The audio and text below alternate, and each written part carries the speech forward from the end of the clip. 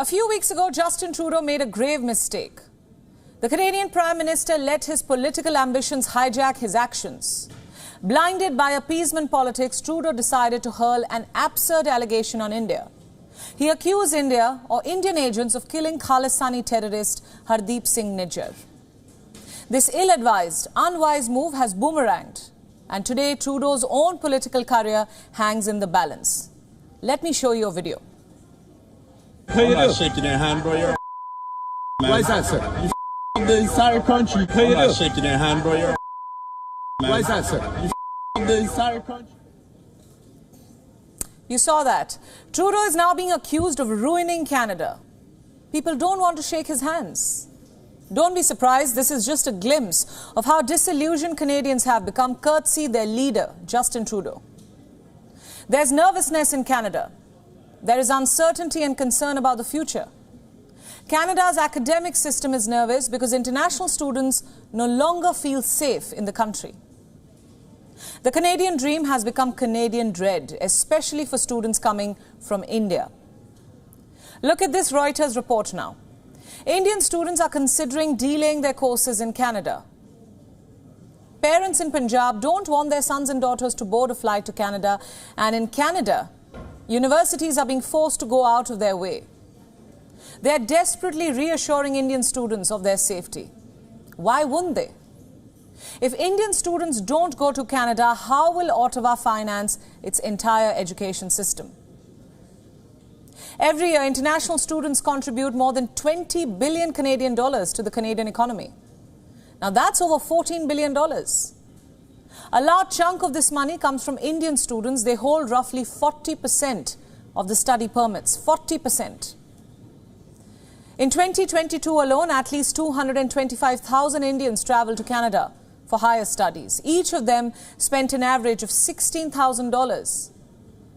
You see, Canada's education system banks on Indians. Today, the famous University of Toronto is nervous. Of the 86,000 plus students who entered the campus this year, more than 2,400 were from India. What if the number falls in the coming academic year?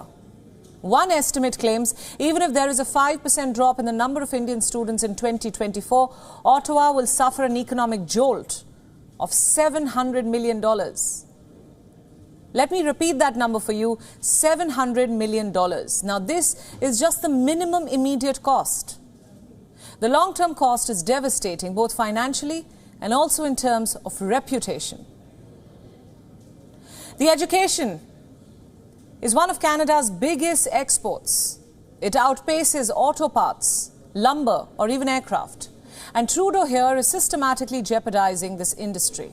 He's targeting the golden swan, the golden goose, by severing ties with India, by giving impunity to terrorists at home, by risking Indian expats, students and diplomats. And you know what? Trudeau's political career will pay the price for this. Tell me one thing. Who in their right mind in the education sector will vote for Trudeau come 2025? The business owners whose universities suffer a drop in revenue, will they vote? Or the education consultants who lose the commission from Indian students? Or the language teachers who find themselves out of jobs? Who is going to vote for Justin Trudeau now? Will the house owners vote? Those who no longer have students queuing up to rent their apartments? An average citizen is fed up with Justin Trudeau's theatrics and undelivered promises. If you don't believe me, let me play out that entire video for you now. Take a look. Anybody afford a home in this day? They're charging people carbon tax. You got Yes.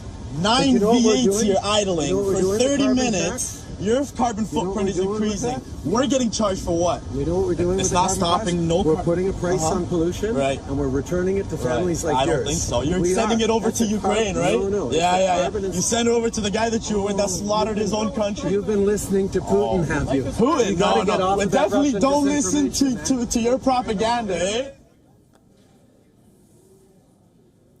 Not just Putin and disinformation, Trudeau blamed international students for the housing crisis in Canada.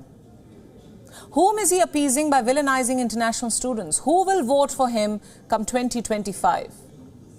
Trudeau's own coalition partners have had enough, in fact. Jagmeet Singh, For example, he is the chief of the new Democratic Party. He has been publicly criticizing Trudeau for his absurd comments. When his government presented its 2023 budget, Trudeau made a long list of promises, including making life in Canada more affordable, making energy more affordable. Also, building a Canada that works for everyone. So, Mr. Trudeau, whom exactly is this Canada working for currently?